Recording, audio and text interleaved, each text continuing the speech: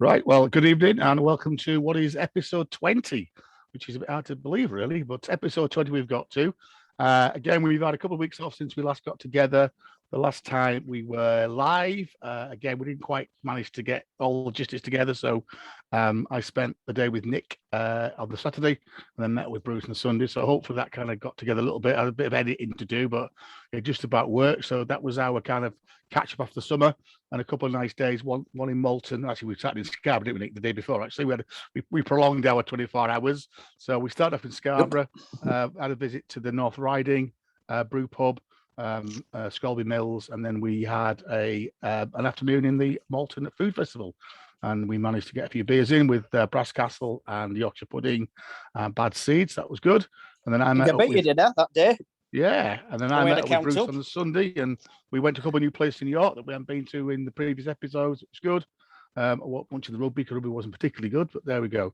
So the plan tonight is we are going to have a little chat about Whitby. We did mention Whitby when we did the North Yorkshire Moors one, but only fleetingly because it was kind of alongside like quite other places, and actually this kind of really comes to that. When last time I was in Yorkshire, me and Nick we went to Whitby, and we well again keen to show Nick a couple of places that he hadn't been to, although he's the local regular up there. There is quite a diverse range of drinking places in Whitby now, so we thought it might be nice just to do a little bit, spend just a fairly short podcast, but having a good Whitby because constant it's staycations, etc. It's a very popular place to go.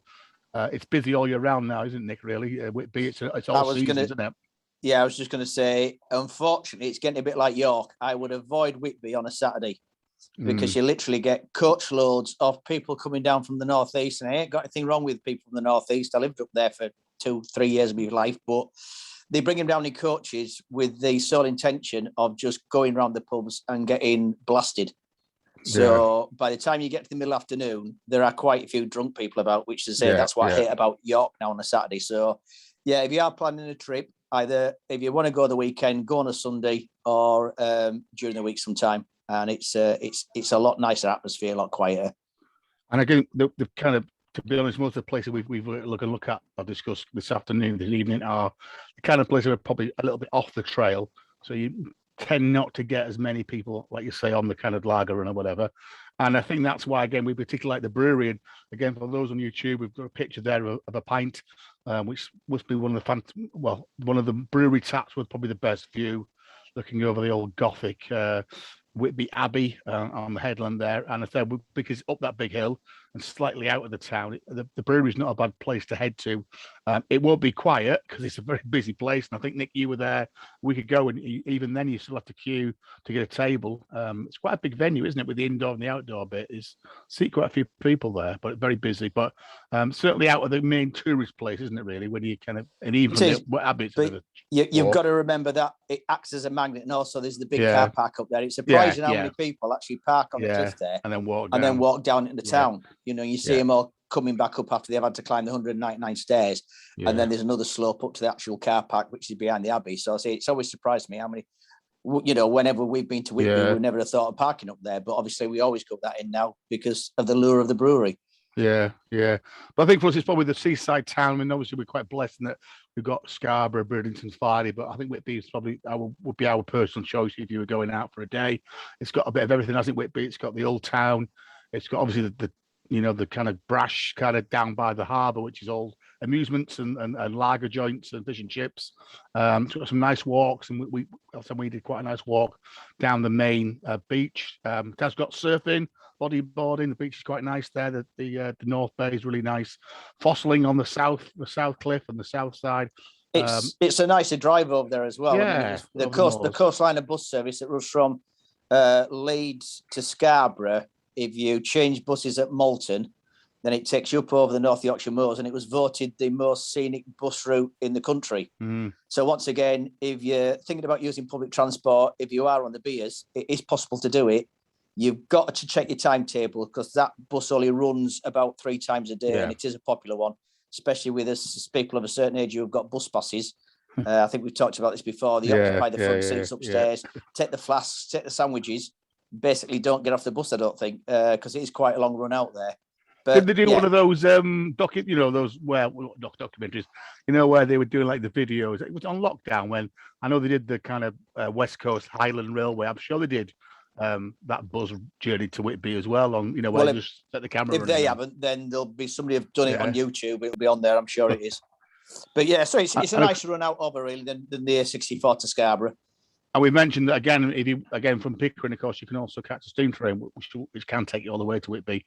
Yeah. Not every time. There's a bit of a diesel kicks in as well. But again, if you're lucky, you can get a steam train all the way to Whitby, and Whitby is on the line that comes down from Middlesbrough as well. But there's a connection now via the North Yorkshire Moors as well, which is where we mentioned last time. So Bruce is supposed to be joining us, but we have waited and we have waited. So we've given up slightly. He's somewhere because he's receiving my messages, but not receiving my calls at the moment. So I don't know whether he's having problems logging in or he's trying to chase a laptop around the house. I guess schools are back. So chopped on a sausage or a pie or something. I know it's Sunday night, so I feel like my household there'll be homework suddenly be coming out of the ether that has been forgotten about since Friday afternoon. So anyway, he may well join us, but if not, we'll crack on.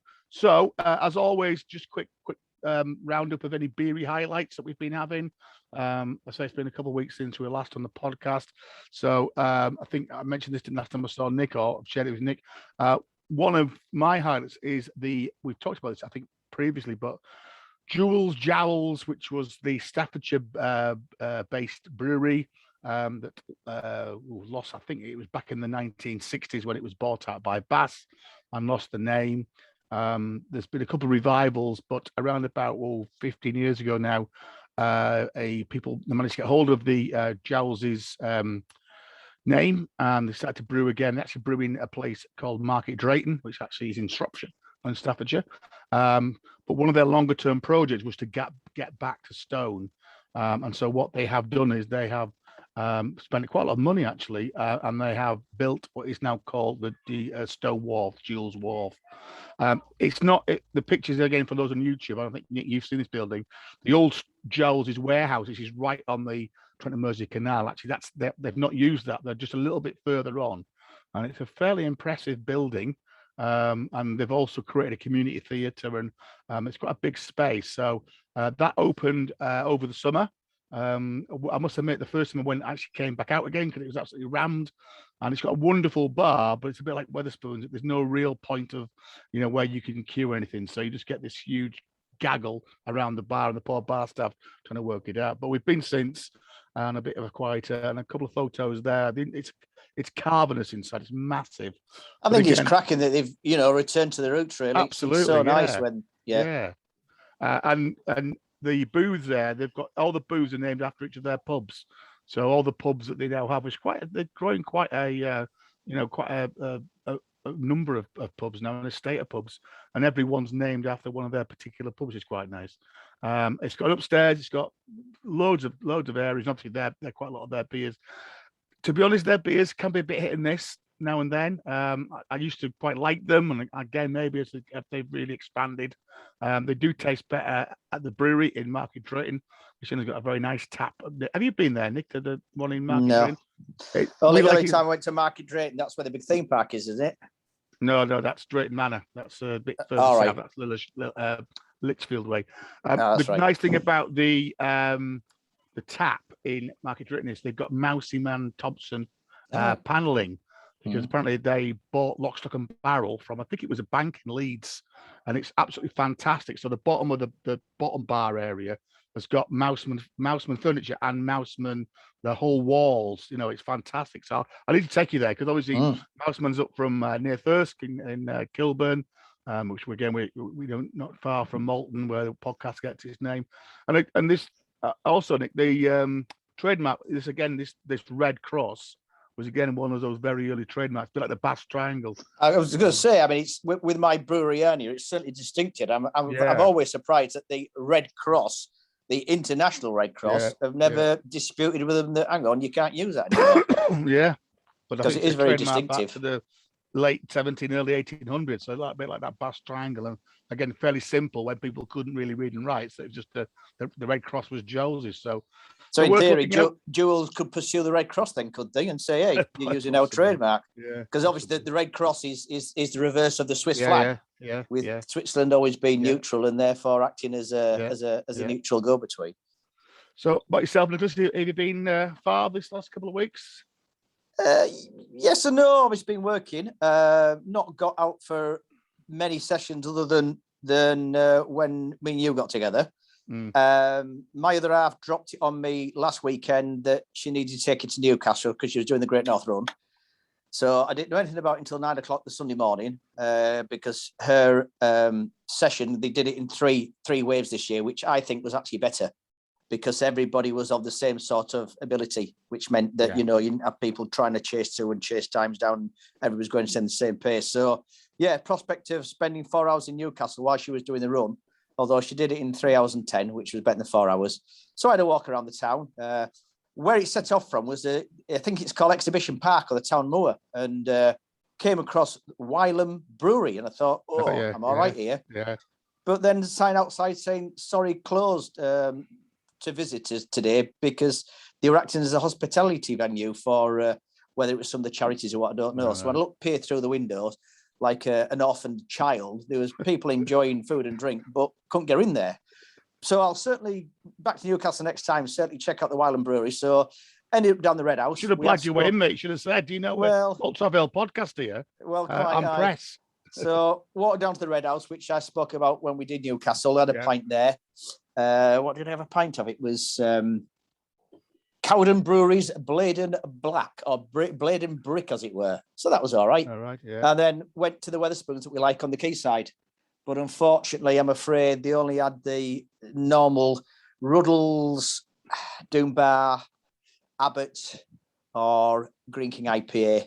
And then they had two guests on, one of which went off just as she was pulling for me. So I ended up with a Purple Moose Brewery, which is a Welsh beer. Tried it before. And of course, I could only have a couple because I was driving later on that day. Was going to go in the Crown Posada. Now, Crown Posada outside the Blackboard said they should be open on a Sunday at lunchtime, but they weren't. So don't know what was happening there really. But this is still a theme. As I say, I went out for a quick one in Malton last night, and we've got some chain pubs. Marston's have the Derwent Arms, as you know, Mike, in Norton, biggest pub probably in town. And yet 8 o'clock on a Saturday night, it was closed. It was in darkness. Makes me wonder why. Is it because they can't get the staff? Is it because they've poached the manager to put him into one of their busier pubs in a town? Because if you've got the choice of Malton pub that ticks over steadily or pub in Central York on a Saturday night, which one do you sacrifice? So whether it's that, what, I don't know. But I say, 8 o'clock on a Saturday night for the biggest pub in town to be closed was quite surprising when it's a national chain pub. So, and as you know, Mike, they spent a hell of a lot of money on it. They certainly ain't got the money back yet because they did that about 6 months before COVID hit. So what else has there been? Went to Smith's Arms in Beckfordshire, one of our favourite, that is a chain pub, but one of our favourite pubs. And in fact, they probably had the best range of real ales that I've seen in the last 3 or 4 weeks. End up really enjoying the Dark Horse Brewery's Hetton Pale. Dark Horse Brewery based in Skipton.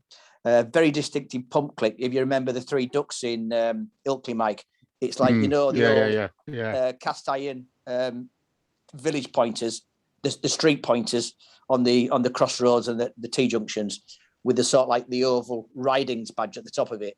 That's what their pump clip is, Hetton Pale. So that was really nice. Been in a couple of spoons. We've started to go in the one in Driffield. Picked up one of their real ale tasting notes, September to November. But in fact, once again, they had the normal 4, and then they had 2 guests on. And I ended up drinking, it was the Strathaven Ebony, which was an oatmeal stout. Very toasted, very roasted.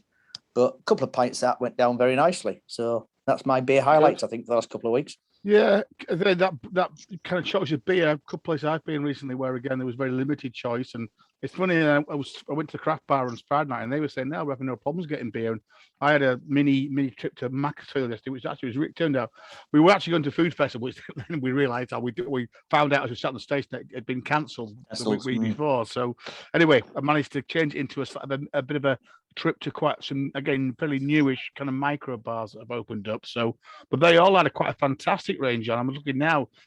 Started on Roosters, then went on to Fortitude, which is from the Bristol Beer Factory. I had a beer from Sweden. I had a Polly's Hazy Pale. I had one that's more local, and then 6 Downs, and then a Titanic. So again, and I had an Osset as well. I had an Osset Blonde at one point. So again, obviously beers getting around the place. So very good. Well, this is what I'm thinking about Wetherspoons. Obviously, the price that Wetherspoons will pay for the beers. I'm thinking maybe a lot of the independent little breweries are thinking, well, let's sell our beer for what we can get the most for it. Yeah. And this is why Wetherspoons are having to drop back on the Green King supply, which is a IPA, and then obviously you've got your Marston's as well. So that's why you're seeing those. And then we're here today. There's a CO2 possible shortage. I know the big factory near us on the D side has shut down because of the cost of gas. Again, so I reckon that's the next thing we're going to be facing is the no gas. Now I must tell a little bit about one of my highlights because I've talked about this place a couple of times. So again, went up to Buxton. I think we've been there. We've been somewhere else. We called into Buxton. And the tap house actually in the town had reopened. I think last time we mentioned that. I know that you'd been through the brewery, which is very nice. Closed, done there, but they said it was it is quite a small venue. Anyway, it has reopened. Although it's interesting, it's reopened slightly differently.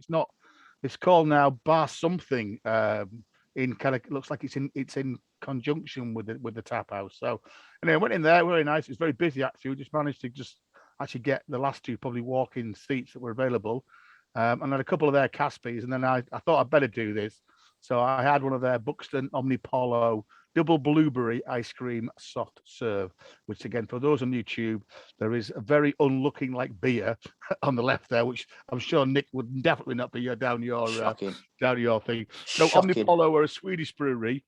And apparently, they don't actually have a brewery. They're a gypsy brewer. They just tend to go around and brew mad and wonderful beers. And they've come up with this idea of soft serve. So what happens is they pour your beer out of a normal keg, but then they go to the back of the bar, where again, for those on the picture here, there's like an ice cream type slushy, like a Mr.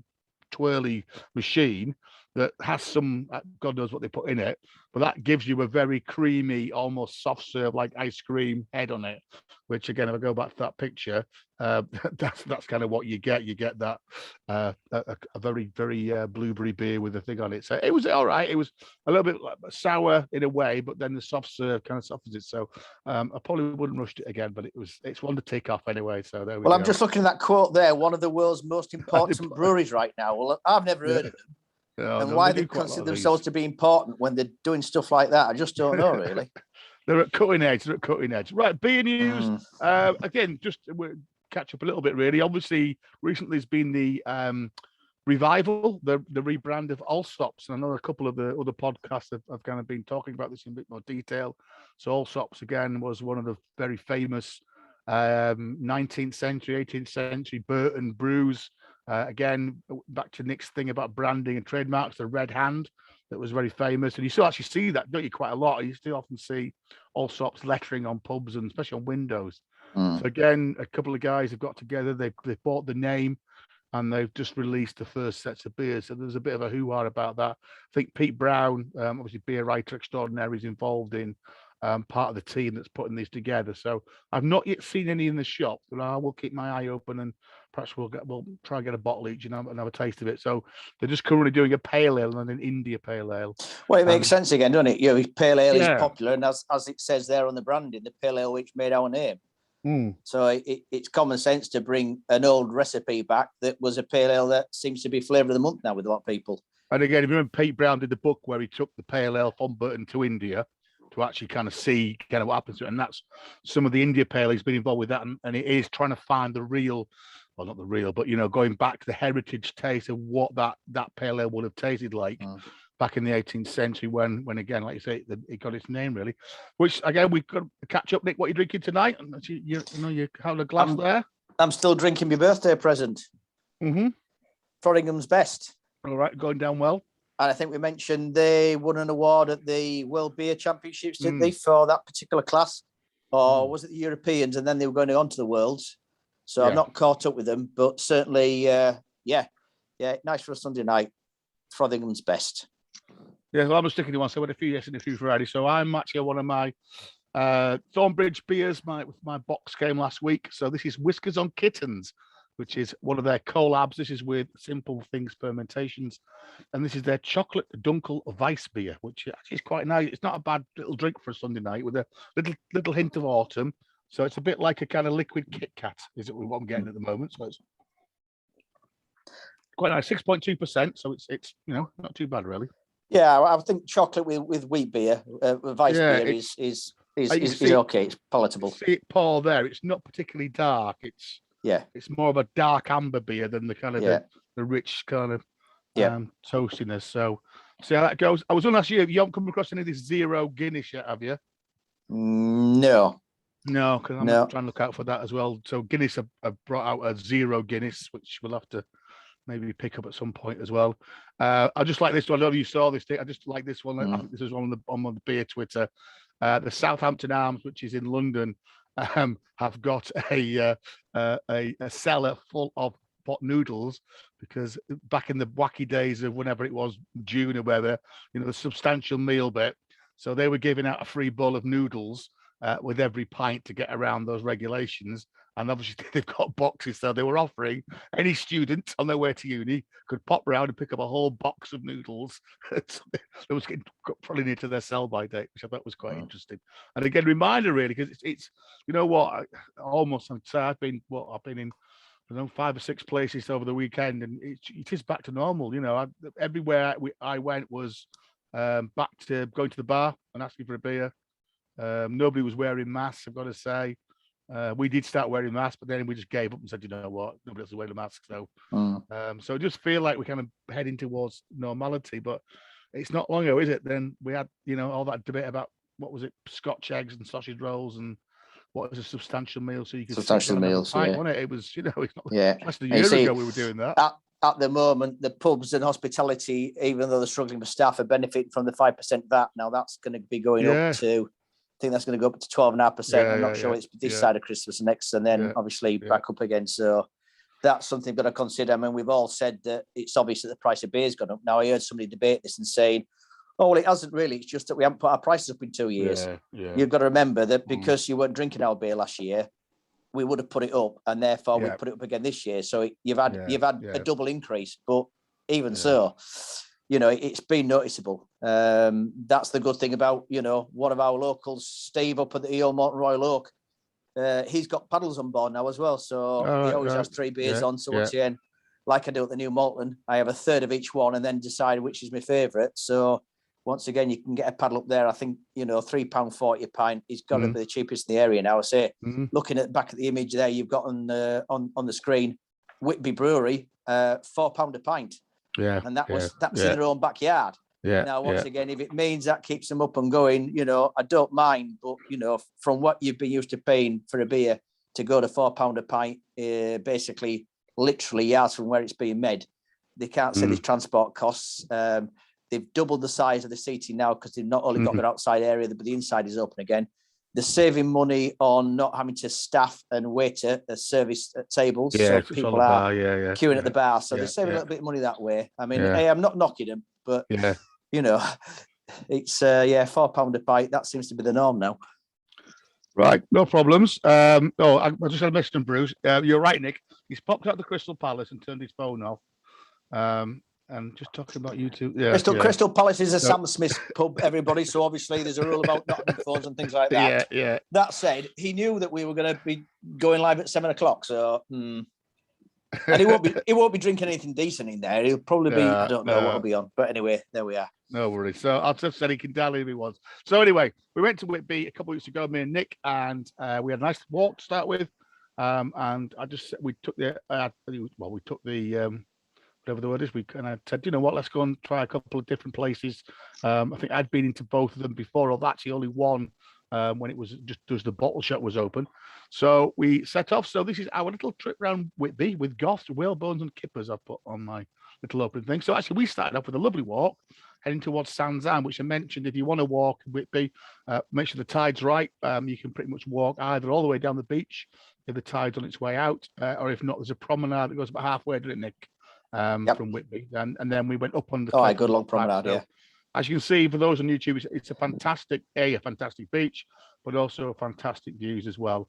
And if you do make it as far as Sands End, which I think is around about 2.5, 3 miles, I think, from Whitby along the beach. So it's a fair walk, and I know same back, although you can go up on the top. There is the Heart Inn, which is quite a nice little pub, just off the beach in Sands End. It is a Green King pub, but they normally have black sheep on and a couple of Yorkshire beers, so and do some very nice food. And in fact, Sands End's a bit of a foodie place now. So I know there's a fish cottage across the way, a pizza place that get really good write-ups. So definitely worth, if you've got a full day in Whitby, and like Nick said, if it's really manic certainly down by the harbour, just walk through the harbour and get on the beach, and probably the first bit's normally busy, but after you get to the middle bit, Nick, it's often quite quiet, isn't it? It's still a very popular spot, but you kind of find your own space. You notice you get a lot of camper vans there. I don't know whether they are supposed to overnight, but all the way along the front, where a decent beach is, you've got one long row to parking up to the side of. Yeah. And so you get a lot of camper vans there. I know some of them are surf dudes because they do a little bit of like bodyboarding, surfing there. But, you know, if anybody's got a camper van and obviously you're going to have a few beers and you want to be able to park up for the night, then it seems that is acceptable. That is allowed on that stretch of roadway there.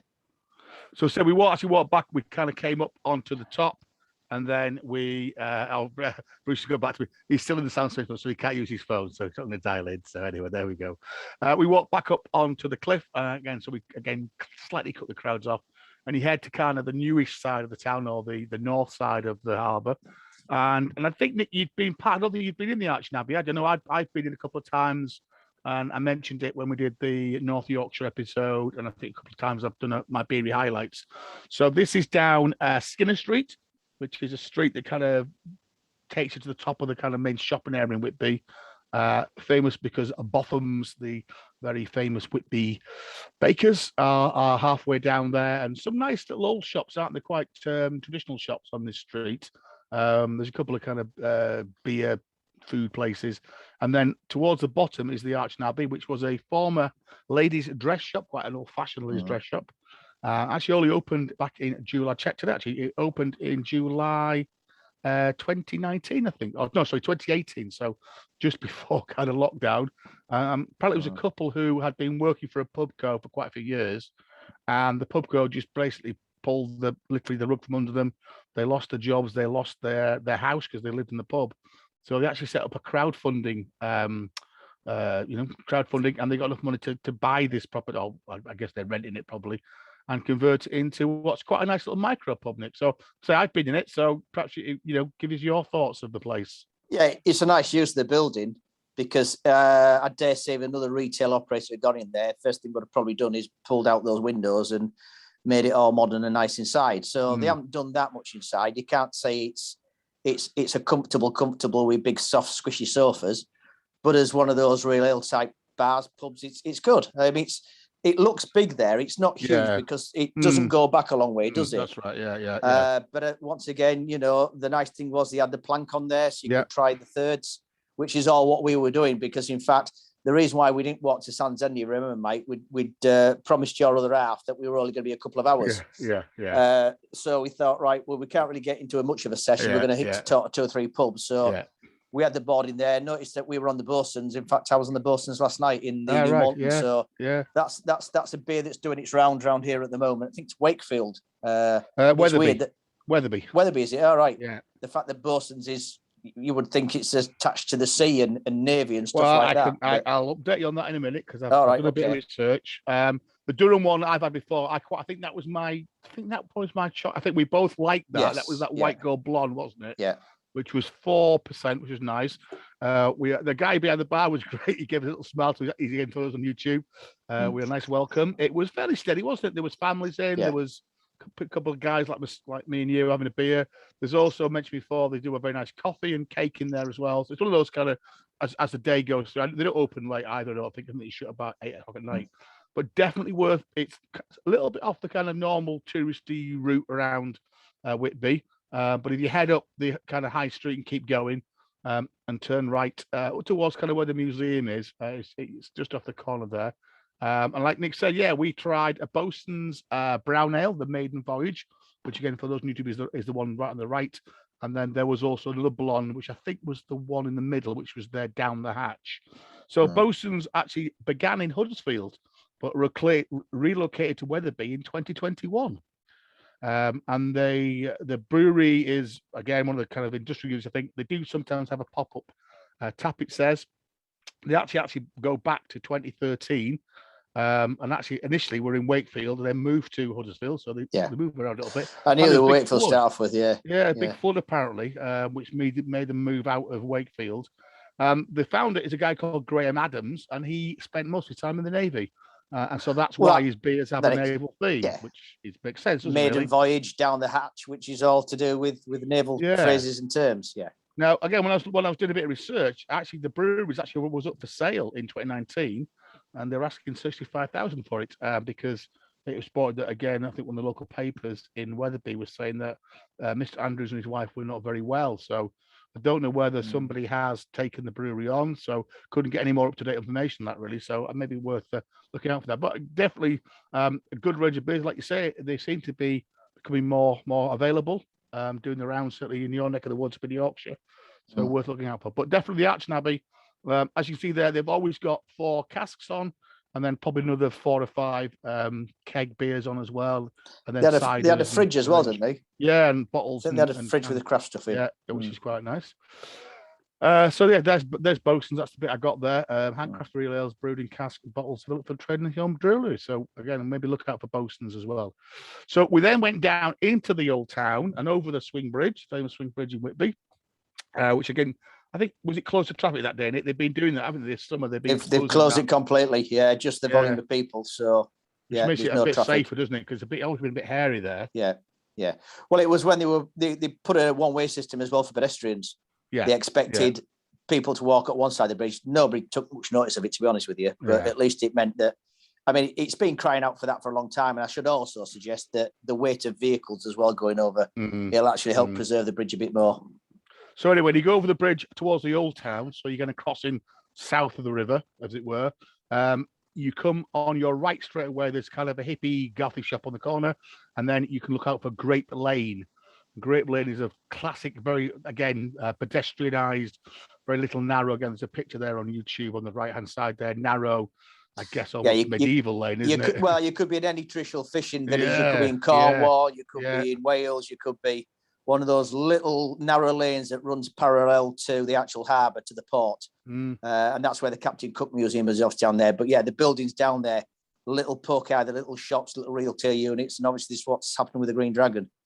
Yeah, in fact, there's actually 2 micro pubs on. Well, there's the Green Dragon towards the town end. As you go a bit further out towards the car park end, there is a place called the Quirky Den, but that looks fairly closed at the moment. It's very small again, so again, pub was limited in what they could do. As Nick's mentioned, there's also the Captain Cook Museum down Grape Lane as well. And again, a bit of research. Apparently, it used to be called Grope Lane. Now, they reckon it was called Grope Lane because when it was very dark, you had to literally grope your way along the wall. But again, remember Bruce told us about Grope Lane in York was probably other things that sailors probably. I would think that was it. The ladies of the night hanging out from, because it is literally just off the harbour, isn't it? Yeah. Anyway, on the left-hand side is the Green Dragon, which is a fantastic little emporium. On one side, you've got a very, very well-stocked bottle shop, bottles and cans almost to the ceiling. Fantastic range, both lots of Yorkshire beers, but then also full range continental beers, American beers, Belgian beers, really nice. And then to the right, there is a very, very small little tap room as well. So I think I've only been here before to take out, so you could take in your growler and take out, but this time, thankfully, it was open. And me and Nick managed to get actually where that picture's taken. We got in that, literally where that, looking in that little room there. So I don't know what it'll seat, probably about what, Nick, 12, 14 people, probably max. Yeah. Especially these folks with dogs in there. They seem to like dogs because the lady who's the landlady seemed to make a fuss of dogs, and it looks like the locals take the dogs in there. Now the problem is I wouldn't like to have had a few and try and negotiate my way over dogs and people sat in there. Yeah, it's quite an intimate space, isn't it? Yeah, you have to probably. But I think everybody did. Everybody was chatting to each other. Beers were trying to get. There was a mix of locals, people like me and you popping in to try a beer, and then one or two tourists obviously popping in as well. So again, we were on Thursday, weren't we as well? I think. Did we do Thursday or did we do Pie? Can't remember. We did in there. I need to check my taps. And anyway, I think I had the Colonel because that was on, which is the Colonel Pale Ale. Nicky, I think you had the Daya, which was a session IPA, and then we shared a marshmallow and peanut ice cream stout. Were we perhaps on 2/3 in there? We could have been, yeah. I think we were, yeah. Because again, I put the kind of because beer, number one, they were all pretty strong, and number two, that's right. they were a fair price as well. I think you were looking over £5 for a pint, so having the 2/3. Just quite seeing that brings it down a little bit, makes it more like the price of a pint, but you're not getting a pint. No, I think you're right. I think we had 2/3, then we had a half of that ice cream stout that we shared between ourselves, which unfortunately didn't have the soft serve. But again, was another new brewery for us, and that was this Play Brew Brewery, which again I'd not heard of before. But again, a little bit of research. They're based in Middlesbrough, although I think again they've either moved recently or they have brewed Middlesbrough. Yeah, they actually in Leeds, so that was. Well, I was going to say they ain't spent much on the graphic design, haven't they? Well, it's supposed to be retro. They're going for we bring you craft beer with a nostalgic twist born of influential culture of the 80s and 90s, and they're very well known for their arcade. So a lot of their beers have a link to the old arcade games, like you said, very kind of retro thing. So I think the marshmallow stout was kind of all right, but probably a third was about enough for us both. I think it was quite strong, if I remember rightly. But anyway, another new beer to tick off. And then we've talked about the brewery quite a lot, really. So I mean, it's a bit of a walk, but it's a fantastic walk up there. I took Nick up a new way, which is up the Donkey Field, as it's called. Which again, you miss the 199 steps, which are busy every day of the year, and even into the night it's busy because you get people going on bat walks and goth walks and God knows what. But there's a slightly back way. As Nick said, the brewery's right up on top of the hill. There's a massive big car park up there. Actually, quite a reasonable car park, isn't it, for Whitby? That's why you said a lot of people use it. There is actually some free parking, Nick, on the road by the allotments if you get there early enough. Get a spot there. There's a big campsite up there. So again, if you were coming for a weekend, there's quite a nice campsite. Although I think that campsite gets a little bit weather beaten when the weather turns. Yeah, right up on the cliff. This was an old farm, so the brewery's towards the back. You queue up these days. There's a little bar servery on the left of the picture you can see as we're looking at now. As Nick mentioned, there's quite a large indoor area in the barn, which now has got a pizza restaurant in there, or a pizza maker in there as well. And then quite extensive seating, which is going while we started going up there when we were allowed to drink outside. So definitely a nice place to go. The full normally has the full, I've just dropped off that the full range of Whitby beers. So I did try and list the ones that we had. So just let me go. I don't know what I did there. You want me to start shouting them out? Because when I was there, they only actually had 3 on. Right. I think they were pretty much full on when we were there, weren't they? I think, rightly. Just bear with us a minute. So, I mean, my choice is the gold. There was a guy in front of me. He was looking forward. He wasn't from around these parts, and he'd be looking at the menu. And then I said, instead of choosing off there, I said, you need to look what's on the bar. I said, because I don't think they put them all on. So they just had the 3 on. I think there's a Smuggler's Gold, there's the Saltwick Nab, there's the Jet Black, which is obviously their stout. That's right. Yeah. There's the Whitby Blonde. What's the other one? I think they normally have a core of about 5. And as I say, that day that's why they have an IPA, and he was after the IPA, but they didn't have that one on, unfortunately. So I think it was a blonde and a Saltwick Nab I had. So I'm still just struggling a bit here. The Saltwick Nab's quite a sweet one, but the nice thing about the Wetherspoons in Whitby is that they always normally have the Whitby beers on in there. Yeah. So you don't want to hike up the mountain, and you don't want to pay £4 a pint. I know I shouldn't say that. And you are a member of CAMRA, and you've got your 50 pence voucher, then you can get a pint of Whitby beer for less than half the price that they're actually selling it for in the brewery. Yeah. So like you say, the blonde, we like the blonde. I think my choice would be the gold, which is slightly more, 4.2% with Goldings. Jet Black. That Jet Black's great in winter, isn't it, Nick? I think that if I was coming up next time I come up. Yeah, I don't beer, mind isn't it. Yeah. A bit quite Guinness-like in that kind of 4.5%. It's not too heavy. Yeah, well, it's very as I say, drinkable, if I go in spoons, that's probably what I'll drink in spoons. Yeah. I always go for the Jet Black in spoons, to be honest with you. And then I did, just because I was there with you, we did manage to try a pint of I think they have this experimental level as well, don't they? So we had a pint of the Black Death Gothic Stout, which was on keg only, which is 6.66, which again was probably just a little bit too gothy for us both. I think it's that stronger side, wasn't it? So, but definitely worth going up there. Like you said, there's normally a good cask beer as well, which is really nice. It's good cask beer, isn't it?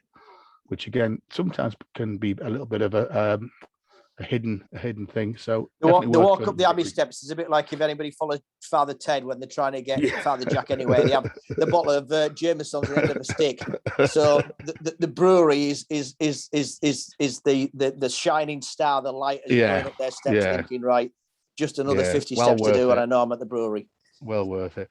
And then just to mention some other places that again we have talked about before, but again our other favourites are the Duke of York, which is actually the bottom of the steps. That's an Ossett house these days. So some fantastic. No, I don't think it is. Isn't it? Well, they always have. I think still free. They do now. Yeah. I think they've just moved on to the Ossett beer. And they normally have at least one Whitby. I've always had Jet Black in there when we've been in there, which is great. Eating in there, as you know, Mike, up until we started going to the Abbey, that was the one and only pub we're really going with, to Whitby, because you can get a seat. It overlooks the harbour in the old town. Cracking fish and chips in there. Cheapest lobster salad I've ever had in there was about 10 quid. Other places you're paying 30, 40 quid. Obviously, lobsters were fresh in. They had a surplus of them. So they were knocking out a full lobster salad for about 12 quid, I think it was. Fish and chips cracking. They do scampi in there. They do some big salads. Always been good for the food. You can't reserve a table, so it's a case of hitting it when you can. Get a window, overlooking the harbour. Good range of Yorkshire beers on. Staff are always great. There's been a little bit of change over staff, but they know how to look after people. So I'd always recommend the Duke of York, absolutely. I think the downside is it is on probably the busiest street in Whitby, isn't it? Which is kind of up through the old town, heading towards the steps. So it's always very busy there. So again, perhaps go maybe early evening is quite nice. We have mentioned the waiting room. Unfortunately, when me and Nick were there, they don't open in the day. They open in the evening, about 5:30, I think. So this is right on the station. Again, a very, very small place, so 4 or 5 tables, but again, great little place. I know I've reported on that before. And soon as it's open, I'd definitely go there. Always a good range of 4 or 5 different beers on. Really happy for you to try them, sample them. We'll ask you what you like. And then again, if you remember at the end for the North Yorkshire episode, I think Kieran, Bruce's nephew and star of the Yorkshire Railway, he recommended the Endeavour, which again is a little bit out of town, again on that south side of the river.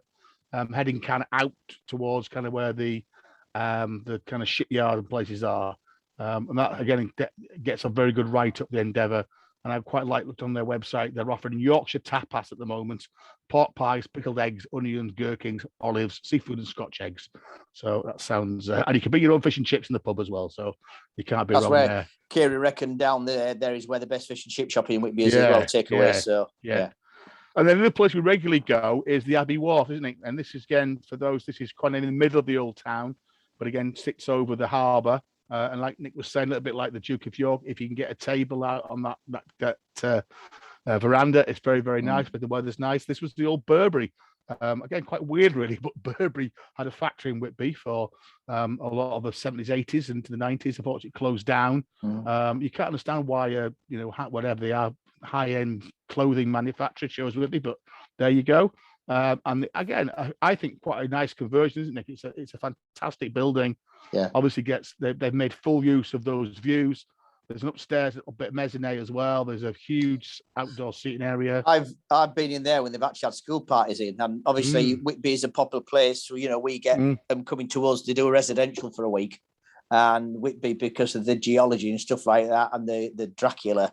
And so I think they do a special a deal for fish and chips. So the kids, especially the kids from the inner cities, they get to experience real fish and chips. So it can be quite noisy in there. You've got school parties up there having the fish and chips, because it is, once again, it's one of those buildings that, as you say, it was a factory. There's no soft furnishings, so it can be quite noisy. I sometimes find this, going back to Wetherspoons again. Sometimes Wetherspoons can be quite noisy when there's sort of this shaker style stripped down. You still get a lot of noise in there, but. interesting building, and as I say, a cracking view over the harbour. In fact, going back to when we were still semi-lockdown, you could only drink outdoors. We sort of ended up there, and we were going to go up to the Abbey, but we said, well, actually, we've got a table here now. We'll stop here all night. I think that was the first time we'd had beers together following the unlocking of lockdown, was it? And like you say, we sat on that end of the kind of the veranda, and it got a bit cold, but it was okay. Well, all what you were shivering, I was sat in my short sleeves. Me and another bloke, everybody else was wrapped up in coats and God knows what, but there was only us two lads from Yorkshire, really. I know it was a good range of beers actually for a fairly, I don't know, mega place. Yes, they've got lots of macro lagers and keg IPAs, but actually they also have 2 or 3 casks on, and quite a nice range actually. I remember we were there for the week. We went in there. We used to call in there kind of quite late at night, really, on the last one, and there was a different beer on you could taste. So Abbey Wharf, definitely looking out for. Then the other one mentions the Black Horse, which is again a bit further as you're heading, still in the old town, but heading back now towards the Swing Bridge. There's a couple of quite nice pubs on this street. In fact, there's loads of pubs. I lost count. There's the Boarding we could have mentioned. There's the Griffin and White Horse and Griffin, something like that, isn't it? Griffin. More foodie place, that one, but yeah. But again, the place that me and Nick definitely have been in a few times is the Black Horse. Mainly because it's got a fantastic little snug at the front, which is again quite retro, something like out of the 60s, really. Well, it is. This is, I would say, is the least changed pub in Whitby. Yeah, and you've got the little front room, but you've got that side room as well. Yeah, that's nice. Is what you're showing there. It's not quite Victorian, but it's going back to what I would say sort of 40s and 50s, completely unchanged. Very, very traditional inside, and because of that, popular with the older local population. But once again, people who are seeking out a decent beer and a traditional sort of pub, so you get couples going in there. We go in there, so and always a nice mixture of folks in there. And because it is quite tight and snug, you have to share table, you have to sit next to folks, but inevitably you get chatting with people. So And I said, it was a guy called Tex in there. I can't remember the Whitby character. I think unfortunately he's probably passed on now. But I think last time me and you were in there, he was in there, full cowboy gear on, sat at the bar, drinking something like Jack Daniels and Coke or something weird. Actually, I did a bit of research here, pub trivia. It was actually called the White Horse, and then it had to change its name for some reason in 1828. And the bar, Nick mentioned the bar, apparently it's one of the oldest serving bars in the whole of the UK. And it's actually fashioned on an American bar when they started installing them in 1870, which is quite unique, really. So, definitely worth having a look into the Black Horse, which again is on the old town in Whitby. And we have a Bruce who is dialing into us as we speak. It must have been thrown at the Crystal Palace. You can imagine that pub on a dark winter's night, mate, with maybe a couple of folky people in there. Somebody with a fiddle and somebody with an accordion. And you'd almost think you're in a little Irish pub somewhere. Or a pub up in the Scottish Highlands. That's a traditional. That's a quaint. So And again, a couple of beers on. Here's Bruce joining us now. You just go and have a couple of beers, Bruce, then just wandering whenever you want. It's fine. We're not. That's all good. I'm trying to work out where he is. Is he still in a pub or what? I think he could be in the Fox, is he? Can you hear us, Bruce? Where are you? Yeah. Sunday night session. Yeah, he's there, but he's just... I reckon he's in the Fox. He's gone mute. I think he's in the pub. Yeah, he's in the pub. Anyway. We can't tell you, Bruce. Just wave your beer at us. Do semaphore. No, it's good because Bruce always moans that Fortune's never open, but you can't really mention Whitby without mentioning Fort. If you're into your food and your drink, then again, just up from the Duke of York, actually, at the bottom of the steps, is one of Whitby's very famous purveyors of kippers who have been there since 1872. So very traditional. God knows how they get around the health and safety rules these days, but you can still look at the rear of the shop, and the picture there is all those kippers on tenterhooks and a blackened screen. So very nice. Definitely go and get a couple of kippers to wash down your beer in the morning, or certainly helps with the hangover the day after. So look out for Fortunes. They are fairly eclectic hours, but you can normally smell them if they're open because you'll see the smoke curling up from the thing. So I'm glad we've got Bruce in body, if not in. Oh, he's gone again now. There you go. And I think you're still muted as well, Bruce, if you can hear us. Oh, here we are. Oh, we've got him now. Yeah. Well, we had him. So good timing for Bruce, because we can't really mention anywhere without a Sam Smith's pub. And Whitby's blessed in that it has 2 Sam Smith's pubs. Now, I think going back to Nick's opening comments about Whitby, we probably would say the Jolly Sailors is one to have a look in the door first of all, or actually you can normally listen outside the door. This one's right on the harbour front. It's just had a refurb actually, but even in kind of Watts pub, it does say perhaps one to stay away from. Definitely a locals pub. Although it's a Sam Smith's pub, the rules don't seem to apply as they do in most of the Sam Smith's pubs. But if you are looking for a Sam Smith's pub, the one that we would probably go in, and again, one of the first pubs that I used to go in when I was just about of age was I remember going on a geography field trip in there, is the Plough Inn. And the Plough is on the little kind of shopping pedestrianised high street, isn't it, in Whitby? Which again, it kind of runs one up from the harbour on the north side. So the Plough is worth having a look in. Quite a very traditional old pub, and you'll get the normal Sam Smith's fare. So we couldn't really mention a Yorkshire town without mentioning Sam Smith's, really. So would you concur with that summary, Nick, there about the yeah, I'll have to admit, I've never been in them two. So the Jolly Sailors always looks to be a jolly place. Yeah. I think Bruce has been in. Bruce reckons it's all right. Yeah, but once again, that's easy to find. That's right on the harbour side on the north bank. And obviously it's Sam Smith's pub. But no, I've not actually been in either of those Sam Smith's pubs. Okay, so that was our little summary of Whitby. I think we've covered probably most of the place that we definitely go in, haven't we? Nick? Yeah. Oh, Bruce, you're back. That's good. I am. I'm muting myself. I've never used it on this phone before. Right. Okay. Yes. You've unmuted yourself. So are you live from the Can you Fox? see me as well? Yes. Yeah, we can see you. Oh, we're in the Fox. Look, there's David in chat. I know. Good evening, gentlemen. Good evening. Oh, there's John. There we are. Live from the pub. This is good, isn't it? Yeah. It looks like Liverpool. Really good. It looks like a Liverpool supporter, does David? What's he wearing that red T-shirt for? Look at his face. He's fighting. Yeah. Oh, my God.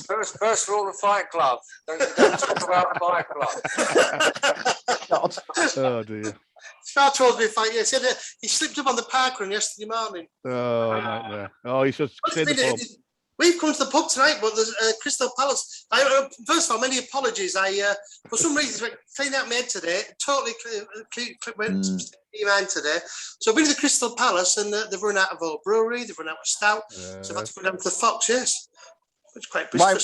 Why they run out, Bruce? Just unprecedented demand, or is there a problem at the brewery? Well, it's certainly getting busy. I don't know. I mean, obviously the barmaid didn't know if it was a carbon dioxide or lorry drivers. It's been quite quiet there. I'm guessing that they're distributing the bulk of the beer to the busier pubs, and their quotas, their ration is running out quickly, because I think last Monday night they sold out as well. So very strange times here on the Holgate Road. Yeah, well, we had that discussion at the start, didn't we, Nick, about some pubs have been like that. What's the range right in the Fox night, Bruce? They've got good range on. Well, no, again, it's reduced because now they've got all the salt beers on. They've got I'll go show you the beer board. I'll show you the board. You can see it live. Look, yeah. Well, normally it's full, but tonight I've only got. I'm going to London tomorrow, bro. Only got these on. Look, that's it. Yorkshire Blonde, Silver King, Celsius, White Rat, Voodoo, and Tetley's. Bruce, turn the phone round. Turn the phone round so we see the board. Oh yeah, yes, there we are. That's lovely. Great. That's it. Yeah. All right. There's normally a lot more on than that. Have you got your 10% discount, Bruce, with your camera card? I did, yes, that was good. Which was jolly good, yeah. No, so say it's been strange to do beer-wise. But we're out in town last night. I did have some delicious ice cream factory beer, I have to say. They're Foster. All right, yeah. All right, good. So good. Well, we need to make sure, Bruce, next time you're definitely here, because next time it's your show. You're going to give us the rundown of the Isle of Wight, plus other southern ports that Bruce visited. And sent me lots of nice pictures and a summary about how much he was paying for a beer. So the plan is that the next time we get together, Bruce is going to give us his whistle-stop tour of his best beers of the Isle of Wight, Portsmouth, Hastings, Eastbourne, Brighton. Brighton. The price that neck coil in the old parcel office is still having nightmares about that still, yeah. Well, Bruce, I said, Bruce, I'm going to London tomorrow just for night, so I'll be checking it out on Tuesday. Oh, excellent, yeah. Yeah.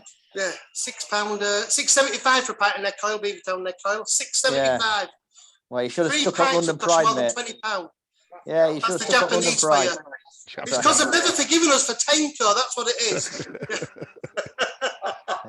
Right. Before we upset all of our Japanese listeners, and the Asai Corporation. We will good stuff. So yeah, that's the plan for the next podcast, which we'll do in a couple of weeks' time. And then I'm going to follow up with a little tour of Jersey because Bruce and I we spent summer on islands this year because you couldn't bloody go anywhere else. So. And then we've still got to start planning, really. So I had a great trip around Macclesfield yesterday, so that's definitely worth reporting back on because it's quite an easy place to get to. And again, as I said to Nick, we went to 5-6 different places. None of them were a pub. They were all one of these new shops being turned into a bar, micro bar. So that's, again, interesting trend, really. And everyone was there's a lot of that going on down in Brighton, Yeah. And everyone was very, very busy. Good range of beers, though. So that's what you've got to catch up on. So hopefully that's been a useful little insight into Whitby. Definitely worth a visit. We definitely recommend it. Nick, if you were going to pick one pub in Whitby that you'd want to go to? Ooh, well, I have to say, I mentioned that, up until sort of a year and a half ago, there was one early pub that we would go in the Duke of York. Yeah. And that was simply for Yorkshire beers, cracking view, and decent scran. Yeah. So whilst I haven't been in there since we've been going back to Whitby because of lockdown, because obviously they don't have an outside area. Yeah. We've always been going up to the Abbey Brewery. I would say, probably next time I go to Whitby, I'll be back in the Duke of York. Bruce, what yourself? If you were going to Whitby tomorrow, where would you head to? It would have to be the Duke of York, like Nick says. To have that view, it's such a nice building. To have that view, there's nowhere else quite like it. There should be more pubs like the Duke of York, but there isn't, is there really?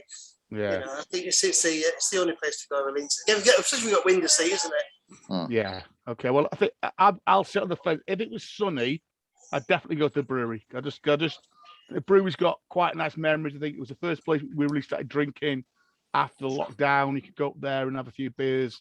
I've been there with Nick quite a few times, the family.